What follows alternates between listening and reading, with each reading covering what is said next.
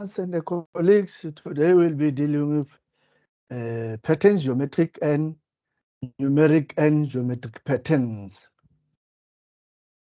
As a learner, you're expected to investigate, extend patterns, in other words, go further and understand and analyze how patterns goes about. They'll be represented differently, either visually or in tables. We'll also be expected to be able to represent them using algebra. And patterns, of course, allow us to make predictions of the next term or the future numbers, etc. And it's also important to be able to describe and justify the general rules in your own ways after understanding what is happening with the sequence. There are mainly 4 types: arithmetic sequence, geometric sequence, quadratic sequence, and special sequences. Will be mainly focusing on arithmetic, geometric, and special sequence. But remember, it's very important that from your side, you are able to analyze and understand how the pattern is going about. Let's check here, for example. A sequence is that set of numbers or algebraic terms or objects that follow a particular pattern or a rule. There will be a rule that will be able to indicate to you so that you can be able to predict or extend the pattern. The first one, an example, the first term is 2, the second term is 5. How do you get to the second term? The 3 was added. And then what do you get from 5 to 8? The 3 was added, which is called your constant ratio, which is called an arithmetic sequence, where you either add or subtract the same value, which is called a constant ratio. Same way when you go to your geometric sequence. Let's look at the first term is your 3, the second term is your 6. How do you get from the first term to the second term? 3 multiplied by 2, what do you get? 6. And then how do you get from 6 to 12? What is 6 multiplied by 2? It gives you 12. So there is a rule, there's somehow a pattern that you can be able to follow as well. You can know the term after 48, you just multiply by 2, it will give you a 96. And when we look at a special sequence, for example, we don't have a constant ratio, or we don't have a constant difference here. In this particular case, let's look at the first term, which is 1 dot, and the second term, which is 3 or 3 dots. So what is happening from 1 to 3? 2 was added, 2 more dots was added. Now from the second term to the third term, what is happening? It's 3. And then from 6 to 4, 6 to 10, 4 was added. So obviously from 10 to the next term, it will be 5. In other words, there's a pattern, there's a rule of some sort that you need to be able to follow and pick up and of course extend and predict the next. Patterns, they might be increasing or decreasing. When we look at the pattern where we start at term 1, which is 3, to get to the next term, what did you do? 3 was added. And then from 6 to 9, what had happened? 3 was added. And then from 9 to 12, 3 was added, which is that constant ratio of yours. Or if we go to a geometric sequence 1, from 2 to 4, what did you do? Multiply by 2. From 4 to 8, what did you do? Multiply by 2. From 8 to 16, what did you do? Multiply by 2, which is your constant ratio. You'll also having them decreasing from 50 to 43, you subtracted 7. From 43 to 36, 7 was subtracted. From 36 to 27, 7 was subtracted. So this one is decreasing. In other words, you are able as well to put it the next term. You just subtract 7 from 27, and your next term, of course, will be 20. Same when you go to a geometric. Remember, geometric sequence, you can either multiply or divide with your constant ratio. From 96 to 48, what happened? 96 divided by 2 gives you 48. 48 divided by 2 gives you 24. and 24 divided by 2 gives you 12. So there's a pattern, there is also a prediction. And earlier on, we indicated when we were looking at the dots that when you look at increasing growth pattern here, from 2 to 4, 2 was added. But now from 4 to 7, it's no more 2, it's 3. And from 7 to 11 is 4. In other words, there's an increment of 1 in the next one. That's how the pattern goes like. In other words, then we can also easily say, okay, from 16, then I'm going to add 6, which gives you 22. And from 22, you add 7, which will give you 29, which is, you can also find it in your geometric ones.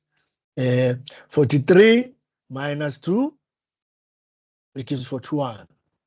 41 minus 3, which gives you 38. So every time it goes down by a -1 or goes up by a +1. Same thing here, 120 divided by 2, 60 divided by 3 gives you 20. 20 divided by 4 gives you 5. And then 5 divided by 5, which will give you 1. So in other words, you might be able to analyze and investigate the relationship between the numbers so that you are able to give us your rule, your understanding in your own words what is happening. It's very important to explain in your own words what is happening. Like we said, an example of a arithmetic sequence there, you can see the constant difference. The 7 is added all the time. The 7 is added all the time. -6 plus 7 gives you -1. -1 plus 7 gives you 8. Same thing with geometric sequence. 2 multiplied by 2 gives you the next term. 4 multiplied by 2 gives you 8. And then 8 multiplied by 2. So that's how we differentiate from arithmetic sequence and geometric sequence. But remember, you should be able to explain in your own ways what is happening with the pattern, so that you'll be able to predict by understanding what is happening in the pattern. There are lots of types of sequences.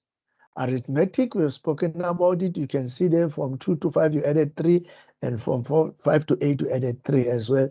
Geometric, like you said, from 1 to 2, you multiply by 2. From 2 to 4, you multiply by another 2. From 4 to 8, multiply by 2. And the harmonic, when you look at it there, let's look at the pattern there. You can also extend it to say, okay, the denominator is 3. The next denominator, it was plus 2, which is 5. The next denominator of the third term, it was plus 2, which is 7. In other words, 3 plus 2 gives you denominator 5. 5 plus 2 gives you denominator 7. And 7 plus 2 gives you denominator 9. And Fibonacci is another interesting sequence there. Look at it, what is happening? Look from 8 to 5, what happens? From 5 to 3, what happens? From 3 to 2, what happens? From 2 to 1, what happens? You can easily say, okay, the first one, it was 0 plus 1, which gives you 1. And then the first term and the second term, which gives you 2. And then when you look at the third term, you add the 2 previous term, 1 plus 1, which is 2. When you look at the fourth term, you add the 2 previous terms, which is 2 plus 1, which gives you 3. When you look at your fifth term, what do you add? The 2 previous terms, which is 3 plus 2, which is 5, which is your Fibonacci sequence there. The one next to it, you can use it either dots or numbers, and we can see there. Do we have a common ratio? Do we have a constant difference there? From 1 to 3, what did you add it to? From 3 to 5, what did you do? Add it to. In other words, you have to be able to analyze, look at the patterns, and investigate, and make from that rules an explanation, and come to a general term that will come to. Interesting, Fibonacci there, like I said, 1 plus 1 gives you 2, 1 plus 2 gives you 3, 2 plus 3 gives you 5. Or when we look at the 3 on the other side, we can say, okay, which number, the number that gives you 21, one number that gives you 21 is 21. And on the second row, 2 numbers that give you 21 is 8 and 13. Third row, 3 numbers that gives you 21 is 858. But look at it, 1 plus 2 gives you what? 3. 2 plus 3 gives you what? 5. 3 plus 5 gives you what? 8, which is also another way of looking and Fibonacci sequence. We said it earlier on that on those other sets of numbers, it's by either multiplying or dividing, it will give you the next term. In other words, where we just need your common ratio to either multiply or divide for geometric sequences. There are your first other example further on geometric sequences. The common ratio is the same for any two consecutive terms. In other words, multiplying by 3 here, first term is to the second term, 3 multiplied by 3, 9. And then 9 multiplied by 3 gives you 27. 27 multiplied by 3 gives you 81. In other words, there is that rule where you multiply with your constant ratio. The second one is the same. The first term is 5. What is 5 multiplied by 2 gives you the second term, which is 10. 10 multiplied by 2 gives you a third term, which is 20. So in other words, you'll be using your constant ratio there to either multiply or divide. Then when you look at the first term, where is minus 12, when you divide minus 12 by 2, what do you get? Minus 6. Minus 6 divided by 2, what do you get? Minus 3. Minus 3 divided by 2, what do you get? Minus 2. Right. Same thing where you have fractions. When you divide by 4, half divided by 4 give you 1/8. 1/8 divided by 4 give you 132, etc. In other words, you must be able to see what is the relationship when you look at these terms and be able to extend and predict the following terms. And again, the relationship of the term number and the term itself. Let's look at this one. The term number is 1.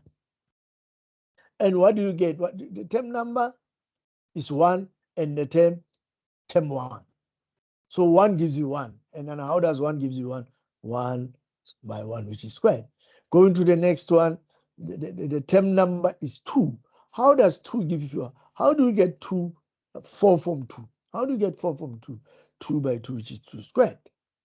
And the third term, term 3, position 3, then how do you get 9 from 3? Of course, you square it, and it tells you these are your square numbers, 1, 4, 9, 16, and then you know after 49, it is your 64, and therefore the general term is n squared, n to the power of 2.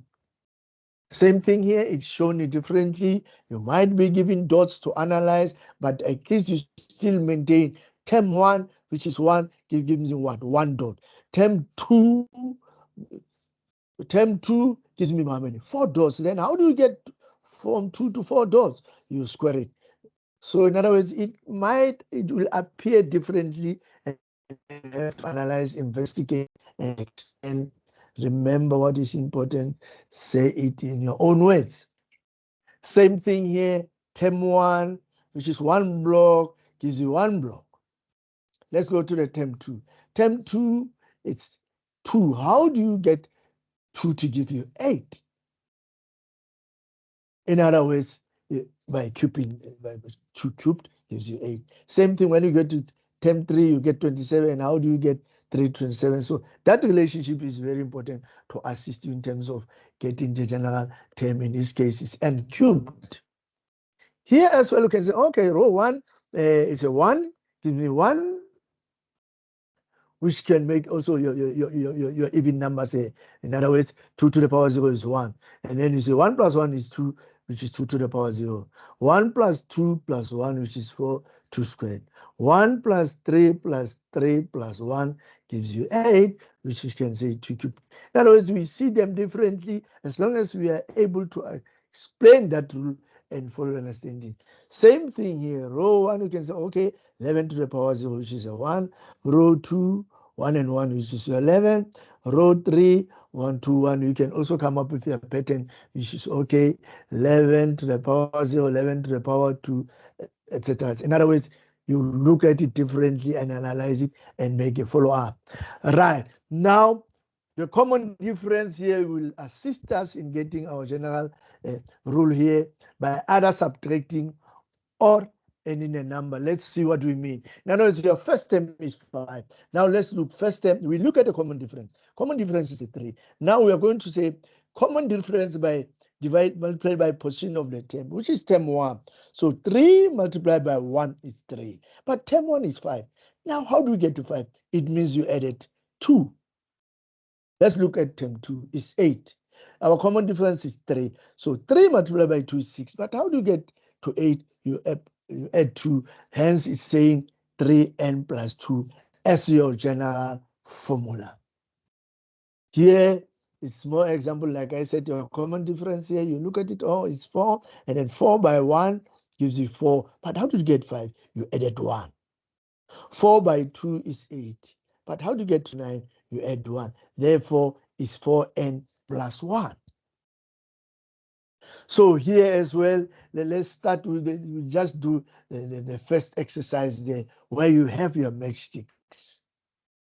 Shape number 1, term 1. And look at term 2. We look at term 3. So the common difference there is a 5. So you are going to say 5 multiplied by 1 is 5. But how did you get to 7? You added 2. 5 multiplied by 2 is 10. But how do you get to 12? You added 12. Therefore, this general term will be 5n plus 2. Right? And I think after this, you can look at those other same approach, look at the shapes of the numbers, look at number of matchsticks, and look at the common difference, and finalize the rest. Then I will share with you the quiz now. Good luck. I hope you enjoyed the lesson.